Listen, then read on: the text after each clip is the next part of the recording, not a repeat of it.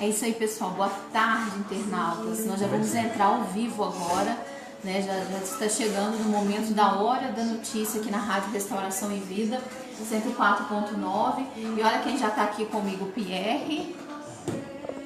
Fala, galera. Tudo bem com vocês? E nós vamos comentar sobre temas polêmicos que aconteceram essa semana. Hora da notícia, os destaques da semana. É isso aí, querido ouvinte, eu sou Liliane Costa, já está aqui comigo meu colega jornalista Pierre Magalhães, e hoje nós vamos falar sobre os temas que mexeram com essa semana aqui em Uberlândia, aqui em Minas Gerais e também com o Brasil. E nós vamos começar, pessoal, falando sobre o crime que chocou a todos nós, que foi o massacre que aconteceu lá na cidade de Paracatu. Eu vou conversar aqui com o meu colega Pierre. Boa tarde, Pierre. Boa tarde, ouvintes. Boa tarde a você, internauta, né, que nos acompanha pelo Facebook. Boa tarde. Muito triste esse fato, né, Pierre? Liliane, assim, eu desde quando eu fiquei sabendo da notícia, né, eu estava inclusive, por um acaso, eu estava na igreja, ali servindo na portaria, né, por ironia do destino, e a gente recebeu essa notícia que aconteceu essa tragédia lá em Paracatu. Inclusive quero aproveitar esse momento para dedicar os meus sentimentos à família, né? As famílias envolvidas, a igreja. Especialmente aquela que tinha família residente aqui em Uberlândia. Não, é da comunidade cristã de Deus. Deus possa confortar o coração aí de cada um. Bom, enfim, Liliane, é um acontecimento que nos remonta a uma série de situações aí.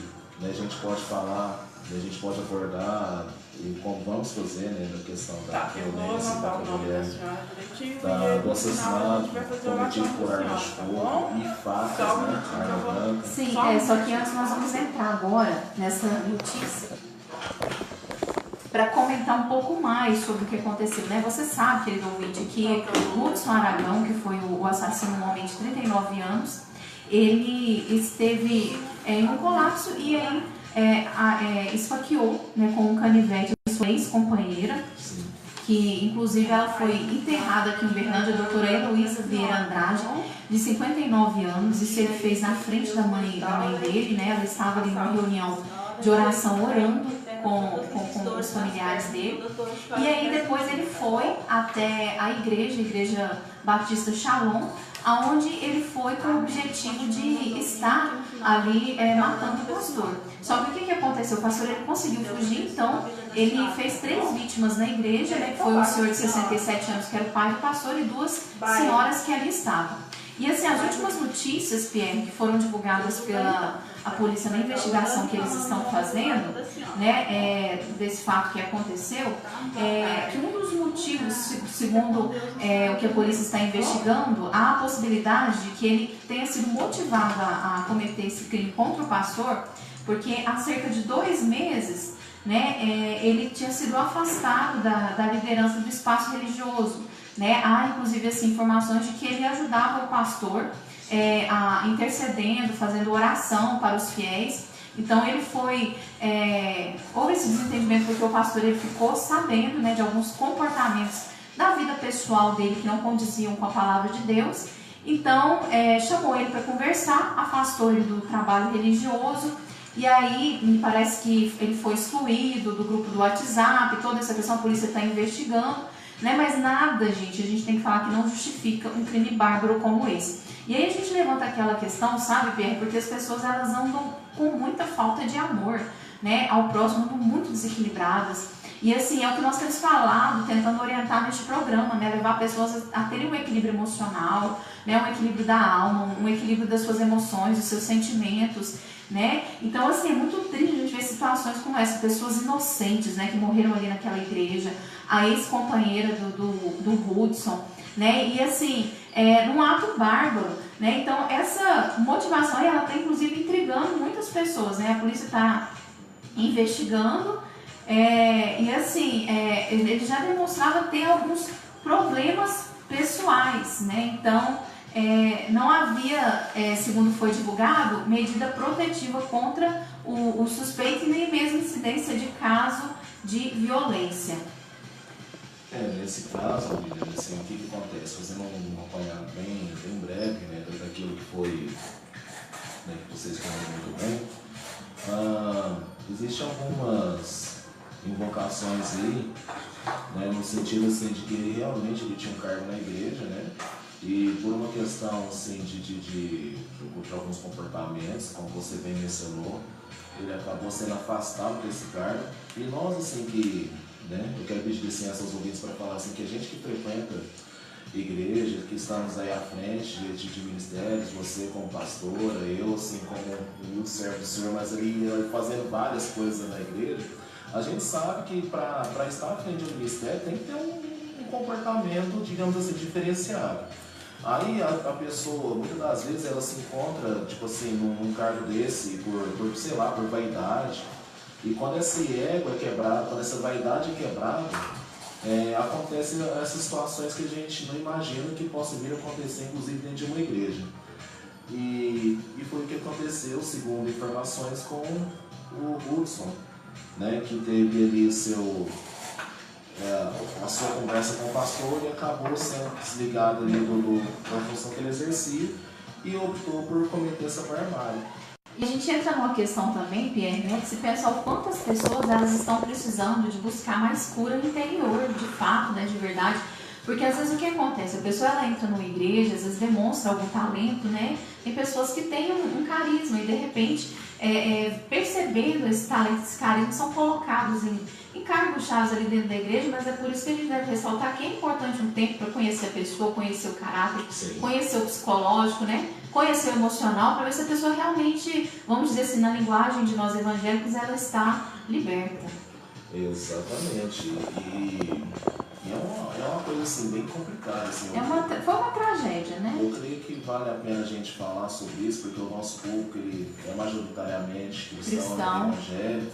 Então, para você que frequenta uma igreja, que tem buscado aí alguma aspiração dentro de uma igreja, cara, não faça isso por vaidade. Não faça isso para querer se vangloriar. Faça por Deus e se examine a si mesmo para ver se realmente você tem essa condição de ocupar um determinado cargo ou não.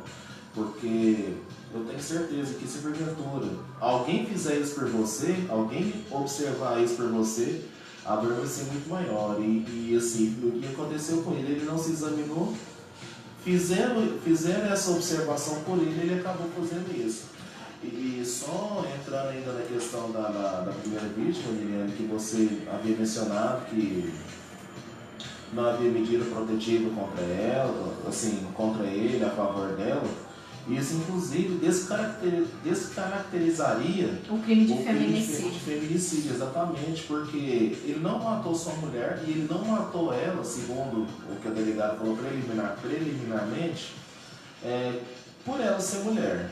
Mas assim, as investigações vão desenrolar e eu tenho certeza que também não vão tratar disso. Pode não ter sido assim, uma questão de feminicídio, mas pode também haver questão de tolerância religiosa, pode haver questão, enfim, de uso exacerbado de entorpecentes. De entorpecentes.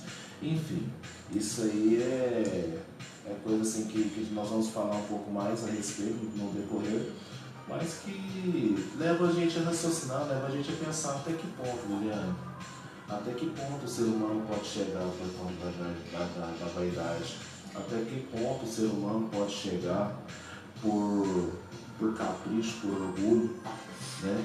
Porque o que nos leva a entender que ele fez isso foi para, vamos colocar bem entre aspas, se vingar, né, daquela situação toda. Para limpar sua honra, para se vingar, para poder sabe? E cara, não é assim que funciona, né? Fora 4 vidas perdidas, entendeu?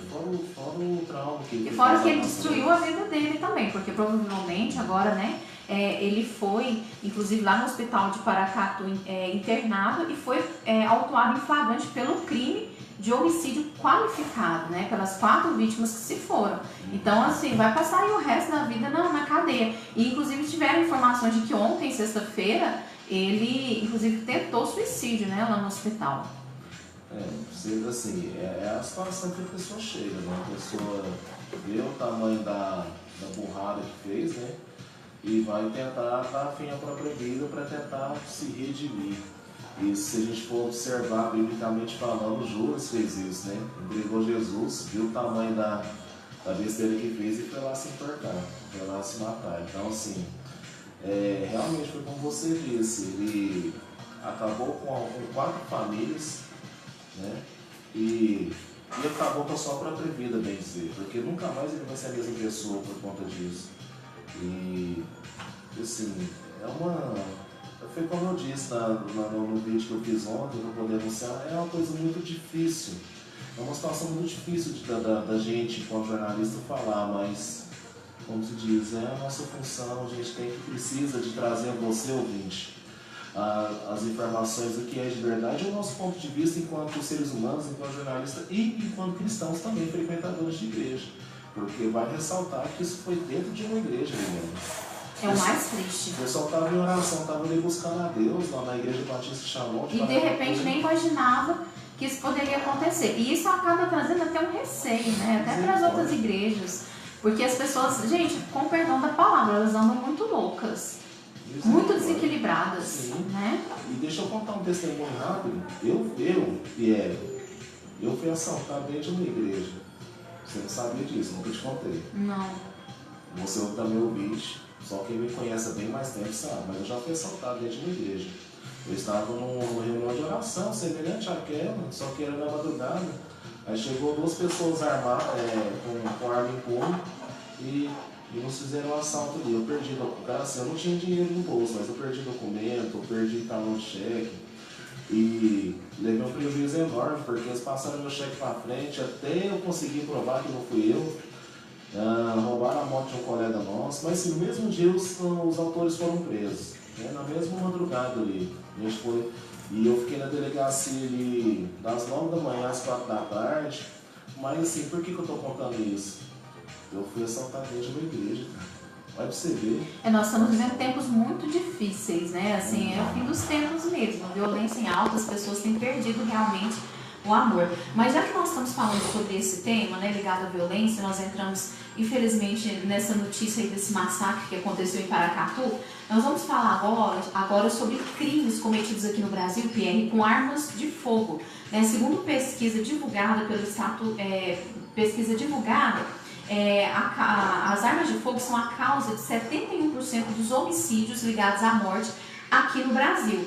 Né? Então, assim, supõe-se que entre os anos de 1980 e o ano de 2016, o percentual de homicídios no país cometidos com armas de fogo subiu de 40% para 71% do total. E aí a gente entra numa questão aqui também, Pierre, porque que muito está sendo discutido aqui no nosso país, né? Vamos dizer assim, nesses tempos agora, nesses últimos meses, que é a questão da liberação das armas, porque nós sabemos que até mesmo assim, o presidente Jair Bolsonaro, né, ele, cumprindo uma promessa da campanha, né, está aí estudando aquela questão de estar fazendo a liberação do porte de armas, né, de uma forma mais liberal, lógico, com algumas restrições, mas vamos dizer assim, de uma forma mais liberal. E assim, isso acaba colocando em dúvida para muitos brasileiros, né, e há uma vertente de pessoas que são contrárias à liberação do porte de arma de fogo, Pierre, que elas afirmam o seguinte, né, que desde que foi estabelecido o Estatuto do Desarmamento, né, houve uma queda em 2003, né, depois de 2003, com relação aos crimes cometidos por arma de fogo. Né? Então, de 2003 a 2007, houve uma queda desse número, né, que foi cerca de 10%. Hoje, a taxa de homicídio a gente pode citar no Brasil, que é 30,3 homicídios a cada 100 mil habitantes. Então, houve uma queda desse número de 2003 a 2007, mas tem também as pessoas, né, que são a favor da liberação, que elas dizem o seguinte, que depois de 2007, os números eles começaram a subir novamente e alcançar novamente o patamar dos 30,3, né? E eles justificam o seguinte, que é justamente a questão do governo, quanto da polícia não conseguir fornecer a segurança que a sociedade necessita, né? E com relação ao aumento desses crimes, que seria necessário aí as pessoas terem o direito de fazer a sua defesa pessoal. E você, Pierre, o que você acha dessa questão? Liliane, eu gosto muito de recorrer à história. Né? Na década de 19, na década em que nós estávamos aí nascendo, né, na década de 80, explodiu o número de compras de armas, porque o Estado estava falido, o Estado não estava mais conseguindo dar condições de proteção para as famílias, e disparou as compras, né, de armas. Aí dispararam-se as vendas de armas de fogo. Então, assim, essa cultura da década de 80, coisa de 30, 40 anos atrás, ainda não se dissipou completamente. Porque se a gente for observar, as pessoas que estão gerindo isso, que estão gerindo essa questão do rearmamento, elas são, assim, oriundas naquela época, começaram a militar politicamente naquela época, né, nos anos 80, que foi um período, assim, de muito de redemocratização, sim, porém, assim, de um Estado falido, de uma polícia falida e de uma população beligerante, né? O que é beligerante? Aquela que gosta demais de uma arma, de uma guerra. E essa cultura, ela veio ao longo dos anos aí, se perpetuando em algumas pessoas, aí até que houve iniciativa do Estatuto do Desarmamento, no ano de 2003, que inclusive teve até um referendo, né, falando sobre se a população deveria ser desarmada completamente ou não. Na verdade, o não votou. As pessoas ainda continuam tendo acesso a armas e continuavam tendo acesso a armas, só que de uma maneira bem mais restrita. E essa restrição, segundo os dados mostram, de 2003 a 2007 surtiu um efeito muito grande, teve uma queda avassaladora. Só que com o advento aí da tecnologia, com o advento aí da internet, hoje em dia os miliantes ou alguma outra pessoa que tem interesse em comprar ilegalmente, consegue comprar pela internet. Se ela dá um pulinho ali no Paraguai, ó, pertinho daqui, ela consegue contrabandear arma de fogo. Então, assim, o que pega, Liliane, não é a questão do desarmamento em si, mas a questão da fiscalização, sabe? Então, assim, eu tenho receio de que com essa ampliação dessa gama de pessoas que podem utilizar armas de fogo, nós não tenhamos uma fiscalização tão efetiva quanto se faz necessário. E nisso, o meu medo é que tudo vira uma barbárie, porque qualquer um andando armado, né, criança a partir de 14 anos poder fazer um curso de tiro, segundo está na legislação aí, pessoas, né, inclusive foi revogado o decreto, foi mudado o decreto, não sei qual dia foi nessa semana, mas foi revogado o decreto, que o decreto original, ele previa até que a pessoa poderia comprar um fuzil, cara. Vai pra você ver, fuzil, arma de guerra, a pessoa poderia ter acesso, mas aí foi revogado e liberou somente questão de arma de calibre menor. Mas mesmo assim, isso tem que ser melhor avaliado. Se for implantado de fato, se o Congresso permitir que seja implantado, como é que vai ser feito isso? Como é que vai ser feita essa regulamentação? Como é que vai ser feita essa fiscalização? Né? A polícia tem um efetivo suficiente para poder fiscalizar esse trânsito dessas armas. A Polícia Federal tem o efetivo necessário. O Exército Brasileiro, né, que também cuida disso, tem um efetivo necessário para poder fiscalizar cada um que possui arma. Então, assim, tudo isso, Miguel, tem que ser observado para quê? Para que nós não caiamos numa barbárie. Sim, é verdade, Pierre. E assim, inclusive, uma outra questão que a gente levanta com tudo isso aí é porque quando a gente lembra desses massacres que têm acontecido, né, assim, em escolas, em igrejas, nós ficamos pensando, se todas as pessoas tiverem, né, acesso às armas, será que elas estarão preparadas psicologicamente? Né? Porque, assim, a gente vê que essas pessoas, algumas pessoas conseguiram as armas legalmente, né? Assim, realmente o Brasil precisa que seja mais fiscalizada a questão das fronteiras, né? Muitos contrabandeiam armas ali pelo Paraguai, né? Então, assim, essa questão da internet também, porque às vezes pela internet as pessoas conseguem ter acesso a armas, né? E essa pesquisa que ela foi inclusive divulgada pelo jornal Folha de São Paulo, ela mostra que nesse período, Pierre, que houve a redução do número de mortes por arma de fogo, as pessoas elas começaram a se agredir corporalmente, né? Então aumentou o número de agressões corporais, usando o próprio corpo. E assim, a gente percebe que é uma sociedade que a gente está vivendo, que as pessoas precisam de muita paz, né? precisa ter mais paz de espírito, mais equilíbrio, né? Então, é realmente difícil. O governo, né, ele justifica que justamente esses números da violência, que são números altos aqui no Brasil, é que justificam a necessidade da arma, né? Inclusive, o governo federal ele estabeleceu o que seria considerado uma necessidade efetiva e cita uma lista de categorias, destacando aqui duas delas, que seriam os residentes de áreas rurais, né? E os residentes de áreas urbanas de estados com índice de homicídio maior que 10 por 100 mil habitantes no Atlas da Violência 2018, que seriam as pessoas que poderiam solicitar o acesso à arma, depois passar por exames psicológicos, toda aquela questão. Essa questão da zona rural, Pierre, eu acho um pouco polêmico também, porque a gente acompanha a questão dos crimes que tem acontecido na zona rural, né? E assim, a gente vê que as famílias, elas acabam sendo vítimas dos bandidos e às vezes o acesso às fazendas é muito difícil. Então, quando a polícia consegue chegar lá, já aconteceu tudo e a gente tem ouvido falar de crimes bárbaros a famílias, né? Que os ladrões, eles chegam, eles matam e ainda judiam muito das pessoas. Então, essa questão da área rural, eu acho que é um ponto a se considerar, né? Porque esse pessoal da zona rural tem sofrido muito, né? Sendo assim muito injustiçados, os bandidos não têm tido dó desse pessoal, não. Né? É um ponto a considerar a zona rural, penso eu. Sim, é uma questão que nós precisamos sim de observar e que precisa ser muito bem regulamentado, porque o que acontece? Da mesma forma que os moradores de zona rural estão bem mais vulneráveis do que nós aqui da zona urbana, existe também o risco de se criar uma milícia armada rural, como assim?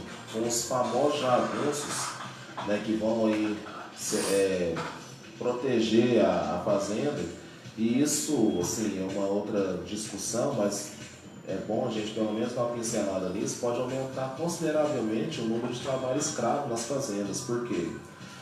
Com a pessoa ali com arma legalizada pelo governo, né, vai lá e é uma questão a se considerar, realmente. Aí a gente tem que começar a pensar também no trabalho escravo, que ainda existe no Brasil, infelizmente. Exatamente. Infelizmente. Aí a pessoa vai, protegida pelos seus jagunços ali, pode alvejar a pessoa que de repente tenta sair, pode alvejar um fiscal do Ministério do Trabalho, né, que vai até lá. Porque, Liliana, eu vou te falar uma coisa: você matar alguém no meio do mato, na roça ali, você enterra o cara no meio de serralho e acabou. Você não acha mais não, muito complicado. Então, assim, tem que ser... Eu concordo que tem que haver uma diferenciação com o pessoal da zona rural. Na minha opinião, sim, precisa de ter. Precisa haver uma flexibilização maior, precisa de ter, eu concordo.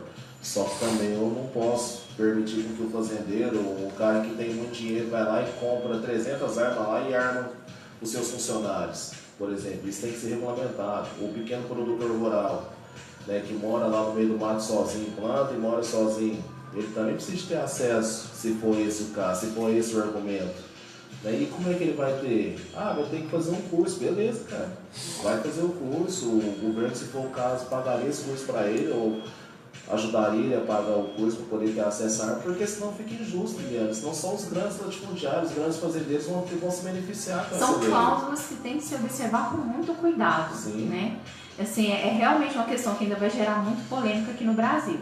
Né? Então, assim, os números mostram, aí, segundo essa pesquisa, né, que também, Pierre, com relação ao número de crimes que foram cometidos, homicídios com arma de fogo, o número maior, né, são em ataque às lojas, aos comércios. Então, essa pesquisa mostrou que de janeiro a novembro de 2018, né, foram de 2,3% e 5%, respectivamente, os percentuais desse crime ligado a crimes que são cometidos no comércio, na loja.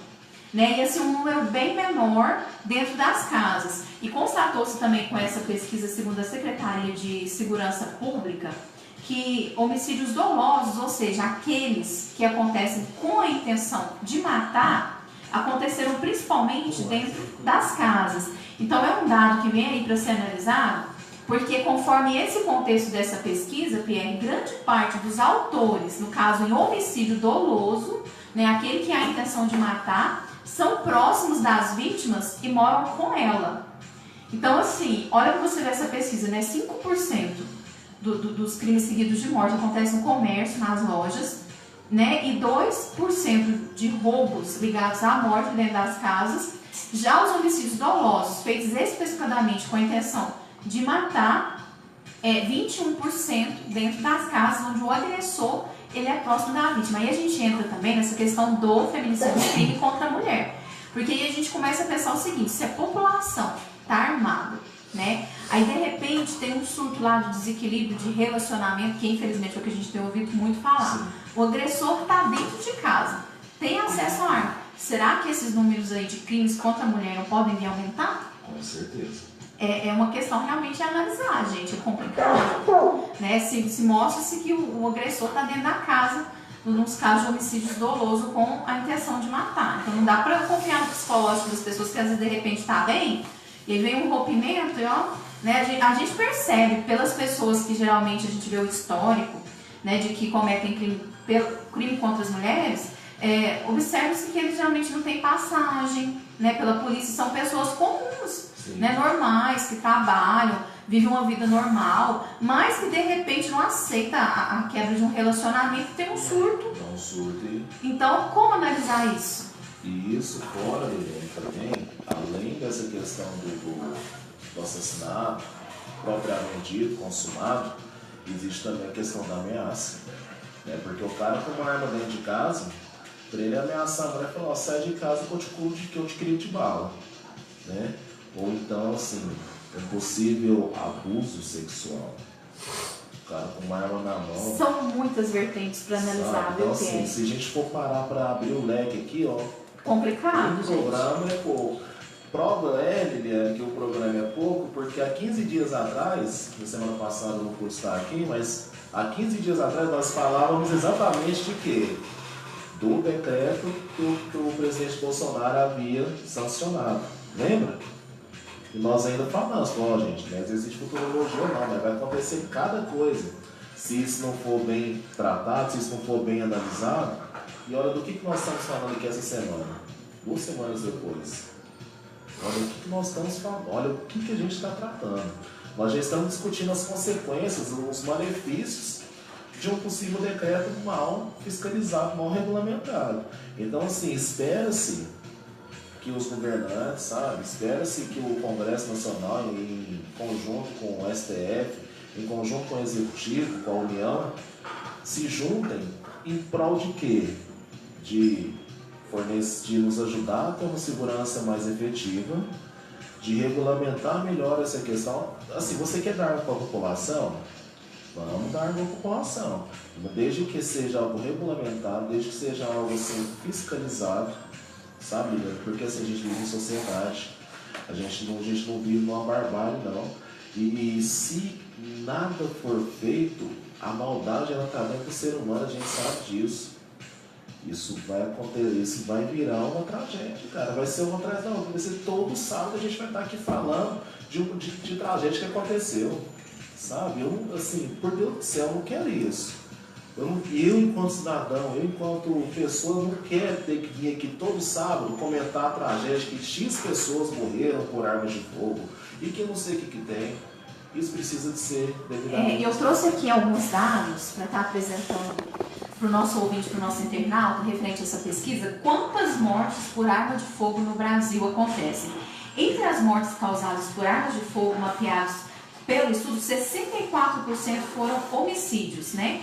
27% dessas mortes foram suicídios e 9% foram mortes acidentais. Ao todo, o estudo afirma que 251 pessoas morreram vítimas de armas de fogo em 2016.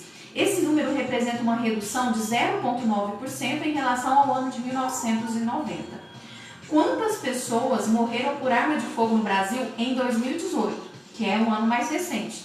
Né? O Atlas da Violência 2018 revela, né, segundo o Instituto de Pesquisas Econômicas Aplicadas, né, em parceria com o Fórum Brasileiro de Segurança Pública, que 553 mil pessoas, Pierre, em 2018, foram assassinadas no país nos últimos anos. E olha, mais uma coisa, para a gente repensar a questão de cobrar mais segurança no nosso país, aos governantes, aos políticos, afinal, todos nós cidadãos pagamos impostos, né? Esse país precisa ser melhor bem administrado.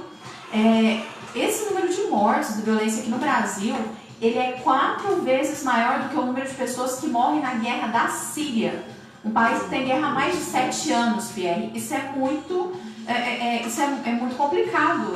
Nossa, é assustador, né? Porque assim, nós não estamos aqui no Brasil com uma guerra declarada, mas é como se nós estivéssemos. O cidadão, ele não tem segurança. O número de homicídios de morte é muito alto.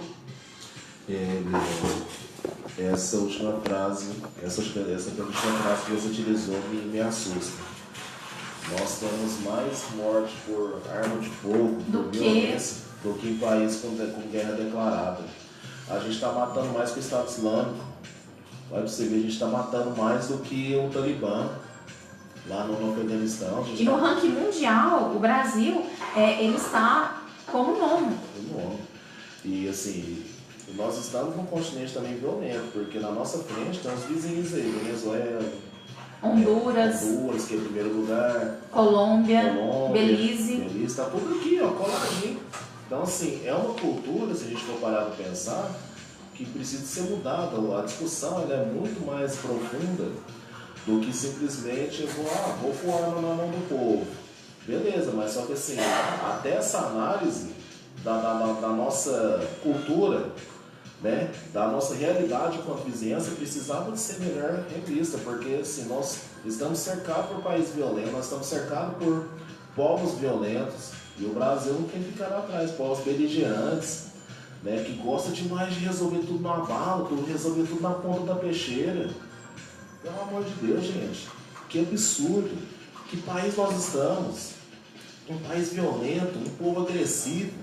Você quer a prova maior? Sai na rua aqui, ó, e vai dar uma volta de carro e anda um pouquinho mais devagar do que o normal para ver o que acontece com você. Dá uma fechada sem querer na pessoa para ver o que acontece. Aí nós vamos saber se o povo é violento ou não. Então, assim, é questão cultural, sabe? É questão, assim, que nós, enquanto cidadãos, precisamos rever nossos conceitos, porque, assim, ó, a gente cobra de governante, a gente cobra de polícia, a gente cobra da justiça, só que eles sozinhos não vão conseguir. Enquanto nós, cidadãos, não revermos nossos conceitos, a gente, infelizmente, Liliane, nós, enquanto cidadãos, não temos maturidade para ter um porte legal de armas em mãos. E olha só, um outro dado importante que essa pesquisa revelou, né, com relação ao acesso às armas, é a associação, né, a esse acesso às armas aos números de mortes que aconteceram no Brasil. Então, identificou-se que vários fatores estruturais, eles foram identificados como contribuintes, ou seja, que juntamente com a posse da arma de fogo e essas outras características, né, contribuíram aí para que ocorresse a morte, que foi o quê? Pobreza, pessoas que estavam também em nível de pobreza e desigualdades sociais. E aí nós começamos a pensar o seguinte, né, ao invés de armar a população, será que não está na hora de nós começarmos a pensar que a pobreza, ela precisa ser combatida, né, essa desigualdade social? Porque economicamente falando, Pierre, a gente vê que nós estamos vivendo uma fase no país onde muitos jovens, eles não têm conseguido emprego, né? Assim, tem pessoas que se formam na faculdade, e aí às vezes quando você vai conversar com a pessoa está vendendo docinho na rua, né? Tá fazendo um bico ali para tentar sobreviver. E aí a gente vê que as pessoas, elas estão sem trabalho, né? Tem pessoas que estão passando fome, lógico que nada justifica, mas aí começa a partir para o mundo do crime, né? São tentadas aí para esse mundo do crime. Então, eu acho que a gente tem que rever, principalmente, as prioridades no nosso país, né? O combate à pobreza, o combate às desigualdades sociais, porque não é só o porte de arma, mas esses fatores ligados também à posse de arma provocam tragédias. Com certeza. E uma coisa eu falo, eu tive a oportunidade de conhecer uma favela em Belo Horizonte, mais especificamente na região ali de Ribeirão das Neves. E, Liliane, o traficante nessa favela, ele é tido como um rei, sabe? Por que eu falo isso? Porque a criançada toda, assim, eu fui lá quando eu era criança, então assim, eu brincava com os meninos lá e o sonho que eles mais falavam, que eu queria ser traficante, queria ser bandido, queria pôr um berro na mão, um berro. E isso é assustador, porque se você vê que o acesso aos direitos, né, do governo não consegue chegar nas favelas. Então quem acaba suprindo essa necessidade lá? O próprio tráfico. Exatamente. Então assim, é por isso que o acesso a uma arma de fogo, né, cada vez mais liberal e tal, né, com uma mentalidade dessa, vai aumentar a barbárie, porque assim, o pessoal vai achar muito mais fácil ir lá e roubar do que buscar um serviço. O pessoal vai achar muito mais fácil lá descer pro asfalto, né, como diria lá no Rio de Janeiro, pôr o berro na cabeça de uma pessoa, tomar o que ela tem, levar para trás e já era. Então, com arma em punho vendendo droga, vai achar muito mais fácil do que se qualificar, do que estudar, do que fazer uma faculdade, né, do que dedicar ali tempos, anos, né, décadas sentado no banco de escola e depois se qualificando no mercado de trabalho. Então, assim, essa cultura de violência é muito perigosa. Associada, Liliane, a uma pobreza crônica. E eu não vou falar nem desigualdades sociais. E eu não vou falar nem de pobreza financeira, não é econômica não, é pobreza de cultura. De espírito. É pobreza de espírito, porque assim, a população no Brasil não lê, não se qualifica. Olha para você ver os índices de educação, sabe? A gente, quando fazia faculdade, a gente fez uma prova do ENAD. Cara, se você ver as provas, o nível dos estudantes de ensino superior, né? Ver o Enem, que antigamente era para avaliar o nível, né? O ensino médio. Olhava o ensino médio antigamente. Olha para você ver, cara. Então, assim, o pessoal mal tá sabendo ler e escrever. Como é que eles vão se qualificar para o mercado de trabalho? Aí não acha serviço, porque a qualificação é alta. Vamos falar assim, não consegue, desiste, vai para onde? Vai para o crime, sabe? Então, assim, realmente, é uma questão estrutural. Nós, enquanto povo, nós, enquanto brasileiros, precisamos nos reestruturar enquanto sociedade, para que aí sim tenhamos maturidade, como eu falei anteriormente, tenhamos maturidade para poder ter acesso livre, um acesso irrestrito a uma arma de fogo. Porque nós vamos saber conversar, nós vamos saber dialogar, nós vamos entender que nem tudo se resolve na força e não vamos precisar de roubar ninguém para poder conseguir nossas coisas. E uma outra questão que a gente quer falar e comentar também, já que nós falamos do massacre que aconteceu na igreja, né, os cristãos ao longo do mundo têm sido muito perseguidos, né, e às vezes isso é pouco divulgado na mídia. Mas essa semana, Pierre, o que aconteceu? Um grupo armado invadiu uma igreja durante o ensaio de coral e sequestrou ali o pastor e 15 fiéis. Isso aconteceu na Nigéria. Né? Então a igreja evangélica Winnie Hall, localizada no estado de Kaduna, na Nigéria, foi palco de mais um ataque terrorista, né? E aí a gente entra na questão da intolerância religiosa no mundo, que terminou no sequestro do seu pastor, sua filha e mais 15 fiéis no último domingo 19. Entre eles, 11 meninas e 6 homens. Né? A congregação ela tem aproximadamente lá na Nigéria, que está no estado da África, 6 mil membros, né? E fica precisamente próximo a uma vila chamada Dankande, na área do governo local de Birmingham. E segundo depoimentos, né, era por volta da 00:30, eles tinham programado um ensaio do coral na igreja, com outras comunidades vizinhas, né, e realizavam ali um ensaio que seria das 21 horas até 1h da manhã, segundo uma testemunha. Né? E aí chegaram esses homens armados, todo mundo estava ali apavorado, né? Segundo o secretário do conselho da igreja, o líder da congregação, no entanto, ele não estava no local, né, no momento do incidente, mas os fiéis foram forçados a levar o grupo até a sua residência. E depois das ameaças, Pierre, os coristas, né, ficaram com medo e mostraram a casa do pastor, né, para aqueles homens que levaram embora sua filha e outras 15 pessoas, dentre as quais está o filho do pastor da igreja Assembleia de Deus, lá no estado da Nigéria.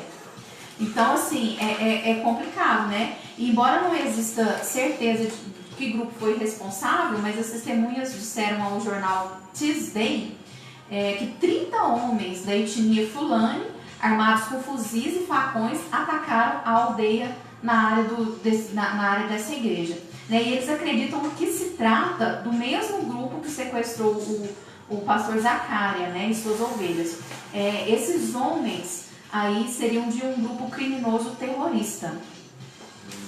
E a gente verifica que a maioria desses casos é por intolerância religiosa. As pessoas não aceitarem a religião do outro e aí quer partir para o ataque. É complicado essa questão, viu? As pessoas têm que respeitar mais as diferenças. Lá na Nigéria, assim, vou falar o nome do grupo, eu não sei se Liga-se ao Boko Haram. Boko Haram, isso mesmo. O tal do Boko Haram. É o mesmo grupo, Liliane, que por uma, vamos falar assim, questão religiosa deles, né? Por um conceito religioso, eles mutilam meninas, né? Que, vamos falar assim, que matam cristãos à luz do dia, semelhante ao que faz o Estado Islâmico, né? Que aí também nós já entramos em uma outra seara, nessa mesma seara em outros países. Inclusive eu tomei a liberdade aqui de pegar algumas informações através do site portasabertas.org.br, que fala da igreja perseguida, rapidamente, só para a gente falar sobre alguns países, né? Na verdade, eu só prefiro não falar o nome de país, porque pode ser que, né, se a gente falar aqui, rastrear lá, é perigoso até para quem está lá.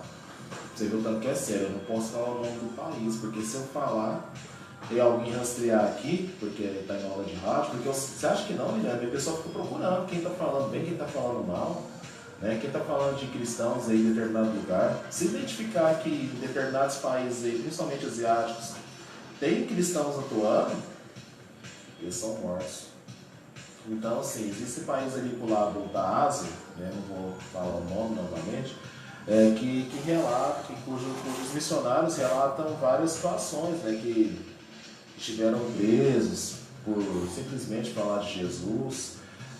Existem histórias, relatos de países onde a Bíblia é proibida de entrar, porque o pessoal pega uma Bíblia, consegue contrabandear uma Bíblia para poder dividir ali uma folha e cada um leva. Inclusive há relatos também na China, né, de que o governo chinês ele estabeleceu uma recompensa de $1.500 para pessoas que denunciassem, né, que denunciassem cristãos, porque a religião cristã ela não é totalmente liberada lá na China. Existem algumas igrejas que têm a permissão do governo para atuar, mas dizem que essas igrejas, né, elas ficam ali sob o comando do governo. Então existem cristãos que às vezes se reúnem no subsolo, escondidos, e assim havia essa recompensa na China, segundo algumas fontes. Exatamente, então assim, isso é muito complicado de se ligar, porque assim, gente aqui no Brasil, a gente está tão acostumado a falar da Bíblia em céu aberto, em praça pública, né? Tem aqueles irmãos aí mais ousados que vão lá pro meio da praça, no caso aqui é a nossa Bob Lela, e sobe no banco e fala, e é ridicularizado, mas prega a palavra de Deus, não importa como. Se um cara faz um trem desse aí no país desse, ele é fuzilado na hora, ele é preso na hora e condenado à morte. Então assim, isso, Liliane, essa questão da intolerância religiosa, o que acontece? Até pouco tempo atrás era algo mais velado, sabe? Era algo mais escondido, agora não. Agora o pessoal fala que odeia crente, que odeia cristão e não tá nem aí, e dissemina o ódio nas redes sociais, agride, né, as pessoas pela fé que ela tem, sabe? Porque assim, aí o que eles alegam? Mas a gente foi perseguido durante muitos anos pela igreja.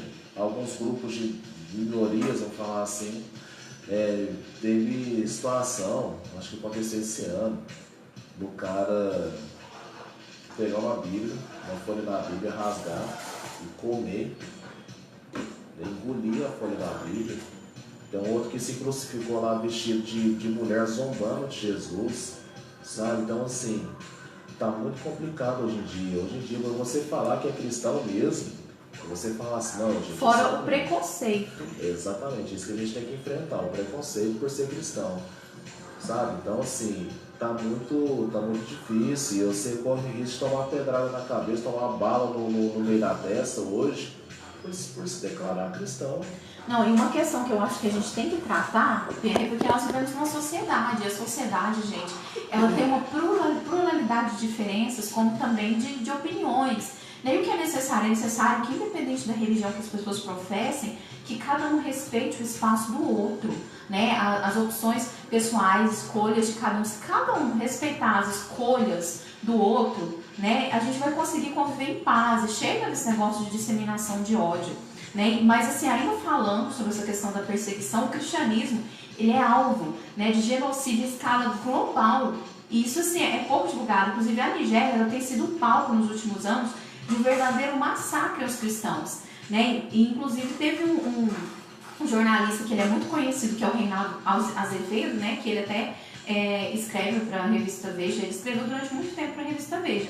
E ele fez uma afirmação que eu achei interessante, que ele falou sobre isso, Pierre, sobre esse genocídio de cristãos que está acontecendo no mundo e que às vezes é pouco divulgado, né? Ele fala assim, ó, há sim uma religião perseguida no mundo hoje. Ele falou isso em 2017, é o cristianismo. A quase totalidade de mortes em razão de perseguição religiosa se dá contra cristãos na Nigéria, no Sudão, na Indonésia, em quase todos os países árabes, sejam eles aliados do Ocidente ou não. Há quase 2 milhões de filipinos católicos trabalhando na Arábia Saudita, fazendo o serviço que os nativos se negam a fazer. Estão proibidos de cultuar sua religião. A transgressão é considerada um crime grave. Na Nigéria, no Sudão ou na Indonésia, não se queimam exemplares da Bíblia. Não, queimam-se pessoas. Ninguém dá a menor pelota, porque afinal o cristianismo é considerado uma religião ocidental. O que, diga-se, chega a ser uma outra burrice histórica, né? Então, assim, eu acho que os governos mundiais têm que dar mais atenção a essa questão, né? Existem divulgações que se fazem, nem se citam, né? Que grupos fizeram isso. Então, a gente vê falar muito de islamofobia e não se fala muito em cristofobia. E existe isso no mundo. Segundo dados, a religião cristã tem sido a mais perseguida. Por quê? Porque justamente o cristianismo, né, não prega-se o ódio. Pelo contrário, né, a vivência do que Jesus ele nos passou e nos ensinou é o amor, né? Mas há algumas de outras religiões que são extremistas e acabam perseguindo as pessoas. É muito sério essa questão de estar queimando pessoas vivas. Então, assim, hoje os cristãos nigerianos, eles são ali vítimas de genocídio, né? São brutalmente massacrados, né, nas mãos de tribos jihadistas, né, que estão executando uma verdadeira campanha ali de limpeza étnica no território. Isso tinha que ser falado todo dia, porque aquele povo está sofrendo. E cadê os olhos do mundo para essa situação, né? Cadê os olhos dos governos do mundo? Então, o objetivo dos extremistas é eliminar os cristãos da região. A parte mais deplorável da tragédia, no entanto, é que a maioria dessas vítimas são mulheres e crianças. Em sua ensandecida, brutal e virulenta sede de sangue, os bárbaros, que são em sua maioria extremistas muçulmanos, não poupam nem mesmo a vida de crianças frágeis, né, indefesas e inocentes. Desde o início de 2018, calcula-se que mais de 6 mil cristãos tenham sido assassinados na Nigéria. As comunidades cristãs na Nigéria, tanto católicas quanto protestantes, estão unidas em protestos realizados para chamar a atenção das autoridades políticas para a tragédia. O governo, no entanto, se mantém completamente omisso e negligente. Então, a maior, né, perseguição de cristãos ocorre pela mão de extremistas, segundo a missão Portas Abertas. E, assim, esse pessoal está sendo massacrado, né? Então, assim, a gente precisa lembrar disso aí. Como se diz, por que está sendo esquecida essas situações desses países? Né? Se está matando gente, morrendo gente por intolerância religiosa. Então, pouquíssimos países são tolerantes, né? Na verdade, ser um cristão praticante nessas regiões é um verdadeiro ato de fé, né? Então, hoje, no mínimo 245 milhões de cristãos vivem em território hostil ao cristianismo. Na Ásia, na África, são, sem dúvida, os piores continentes para os praticantes do cristianismo. Né? Então, e sem falar, Pierre, né, no massacre que aconteceu em abril de 2015, onde 148 cristãos foram brutalmente assassinados por extremistas jihadistas ali na Universidade do Quênia. Um negócio complicado, assim, igual eu tô falando, igual eu falei, o programa de hoje foi assim, tá sendo só pela misericórdia, porque assim, tá mas a gente tem que falar, porque essas pessoas estão clamando por uma voz. Exatamente, assim, só pela misericórdia mesmo, porque enquanto tiver, eu vou te falar assim, não é nem mais como jornalista não, tá? Mas enquanto tiver essa voz aqui, esse microfone, enquanto eu tiver fôlego, eu vou falar disso o tempo todo. Porque não é possível que nós, enquanto cristãos, não saibamos... Enquanto sociedade, não precisa ser cristão, né? Enquanto ser humano, independente da religião, esses crimes de ódio não podem mais ser tolerados, independente da religião. Não é possível que nós, enquanto cristãos, enquanto sociedade, enquanto pessoas, não saibamos o que acontece com os nossos irmãos lá de fora. Isso aqui que a gente está falando, Eliana, é informação que pouquíssima gente tem, sabe? Gente, né, vou usar um termo assim mais popular, virando tocha viva, correndo na rua, queimando, porque professa a fé em Jesus. Gente, o Oriente Médio é um dos ambientes mais hostis para cristãos no mundo. A região da Nigéria, né, do Quênia, muito tempo. Da Birmânia, a China, são países que lideram a lista dos países que atualmente mais perseguem cristãos, o Pierre. E inclusive, né, no Mali, no último sábado, 110 cristãos foram assassinados ali também, por jihadistas em uma região que sofre com a violência crônica desses extremistas. São dados muito recentes. E assim, se vocês perguntar onde você viu falando sobre isso, é um número grande de mortes, né? 110 cristãos mortos ali no Mali. Só para esclarecer, Guilherme, quando a gente fala de jihadista, a gente está falando de extremista muçulmano, tá? A gente está falando de uma parcela de pessoas extremistas que são xiitas, que são extremistas e que acham que, como se diz, que tudo se resolve na violência, né? Não são todas as pessoas que são assim. Não é que nós estamos taxando os muçulmanos de violentos, não, tá? Eu posso afirmar para você que 90% dos muçulmanos são de paz, são pessoas tranquilas. Assim como no nosso meio cristão também tem muita pessoa que não presta. Mas o que eu quero falar com isso? Quando se fala da islamofobia, como você bem citou, quando se fala de religiões de raiz afro, né, a perseguição ela acontece sim, ela é mais divulgada.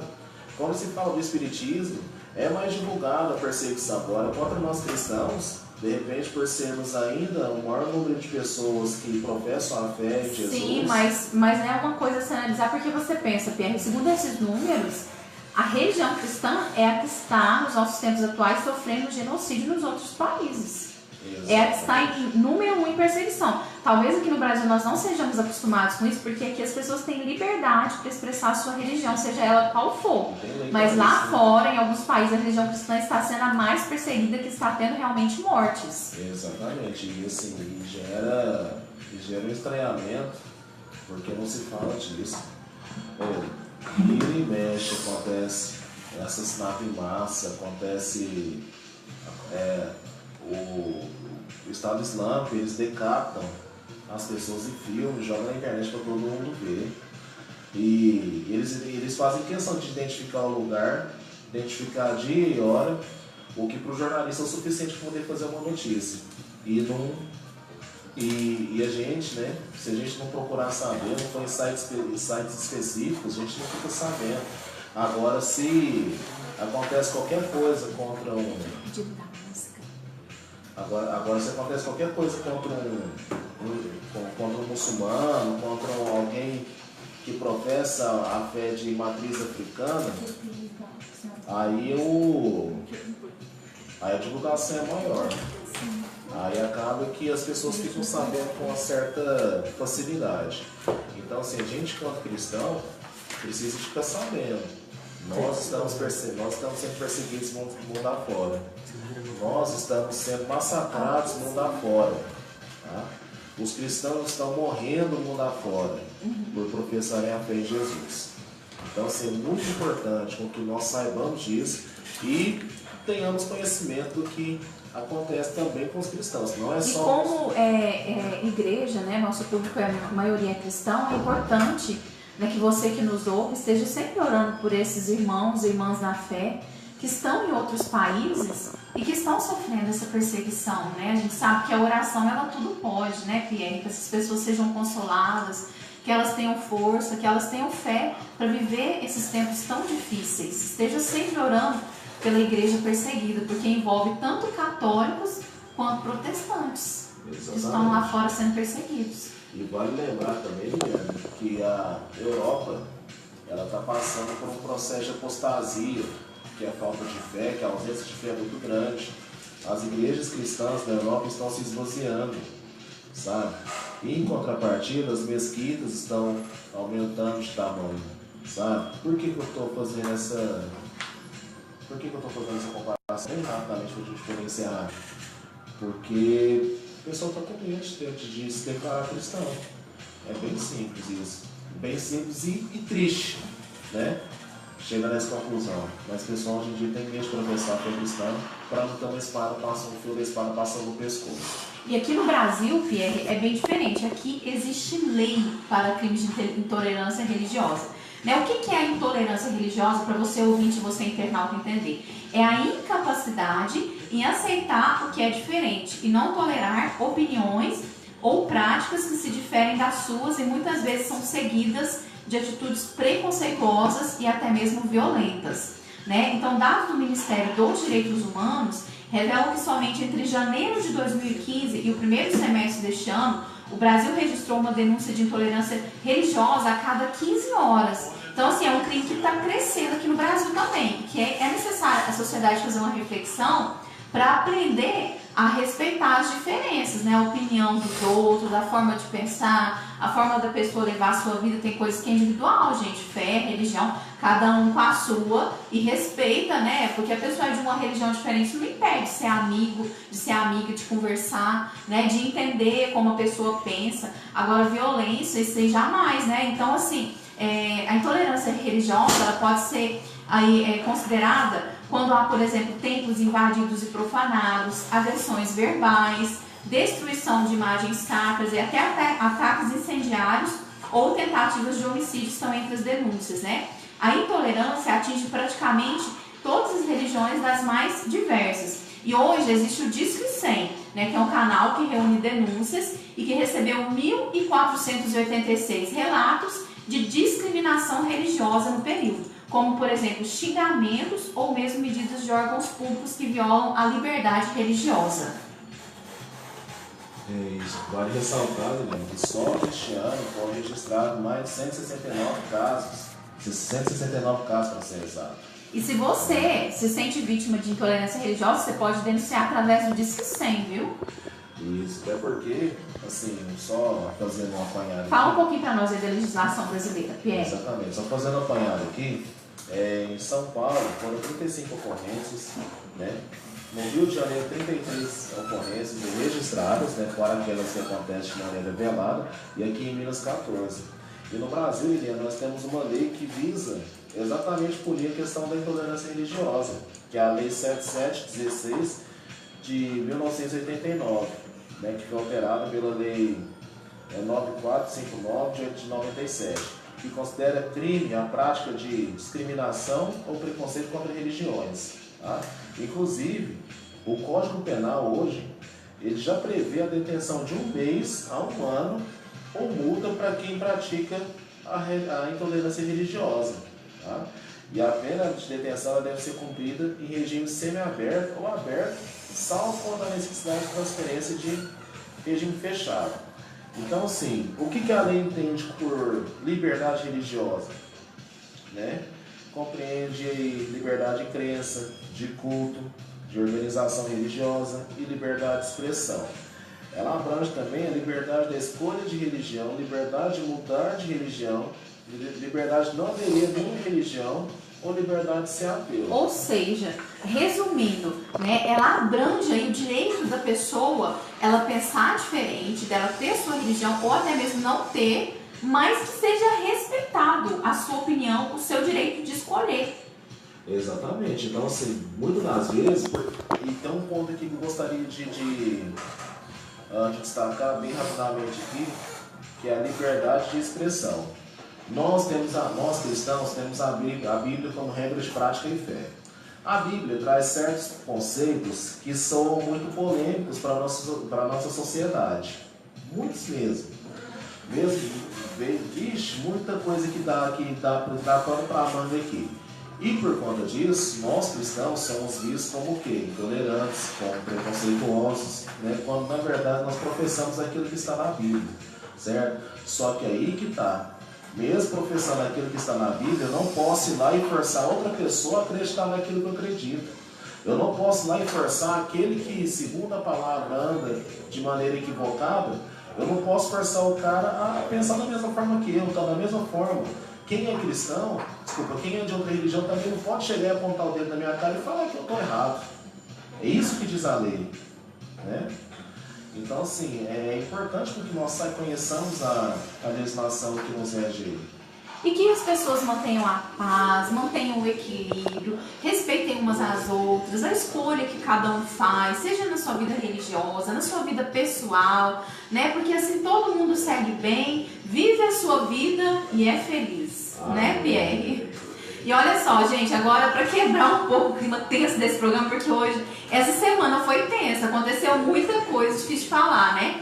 Mas assim, a gente vai falar agora sobre uma notícia maravilhosa. Parabéns, né, ao INPE, Instituto de Pesquisas da Amazônia, nossos cientistas da Amazônia aí arrasando, né? Até o final de 2019 foi divulgado por um pesquisador do INPA que eles pesquisaram e desenvolveram um hidrogel. Olha só que legal, Pierre.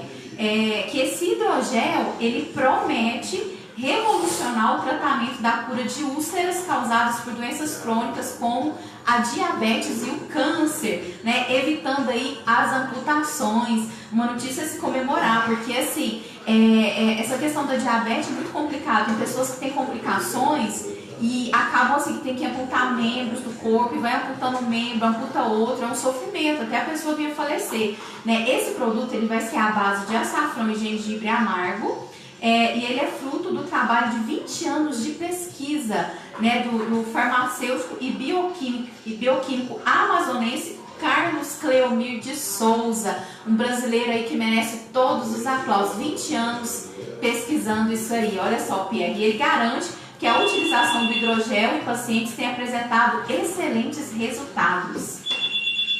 Esse povo da Amazônia são os caras. Parabéns aí ao INPA, parabéns ao mantenedor. Realmente assim, é uma tecnologia, né? Um produto que visa o bem-estar das pessoas, né? Exatamente, que visa melhorar a autoestima, né? Porque pensa evitar bem, o sofrimento. Porque assim, pensa bem, você está numa situação ali, você já está doente, você já está ruim. Aí você vai ver um membro seu amputado, né? Então esse já triste demais. E assim, Pierre, vale ressaltar que a diabetes, a pessoa ela não amputa só um órgão, não. Sabe, assim, quando começa essa questão de amputação, amputa uma mão, amputa o braço e vai amputando, sabe? Então é complicado, né? Agora tem um ponto que ele falou lá na entrevista que ele deu, que ele lamenta a falta de mais investimentos, né, em pesquisas por parte do governo federal. Então, assim, ele inclusive afirmou na entrevista que tem estudado muitas possibilidades, mas é necessário pesquisas para comprovar a eficácia dos produtos, né? Então, assim, às vezes ele percebe que os governantes eles não se interessam. Em Manaus, o gel ele foi testado num projeto piloto desenvolvido por uma equipe em bairros da periferia lá da cidade, né, e obteve ótimos resultados no tratamento de diabéticos com ferimentos, né, e algumas ameaças de mutilações elas foram evitadas. Então, assim, até o final de 2019 esse hidrogel já deve começar a estar disponível. Legal, né? Se Deus quiser, e os cabeção lá de cima lá fizer a mão na consciência, gente, vamos ajudar a pesquisar aí, carinha. O cara não quer nada para se vangloriar, não, ele quer para fazer com que a população se sinta bem, para fazer com que o parente seu, sabe, você que está com dinheiro na mão e não quer soltar, de repente o parente você precisa. E aí? Né? Então vamos colaborar e olha só, tudo certo. Olha só, gente, finalizando então esse momento da hora da notícia. Tchau, Pierre, obrigada pela sua participação hoje. E é isso aí, gente. Agora daqui a pouco a gente tem o bloco A Hora do Bate-Papo. Adivinha sobre o que a gente vai falar? Autoestima, como anda a sua? Né? Será que é importante a gente ter ela na nossa vida? Influencia nos nossos relacionamentos com o outro? Quais os piores inimigos da autoestima? Se eu não tiver autoestima, quais as consequências isso pode trazer para mim?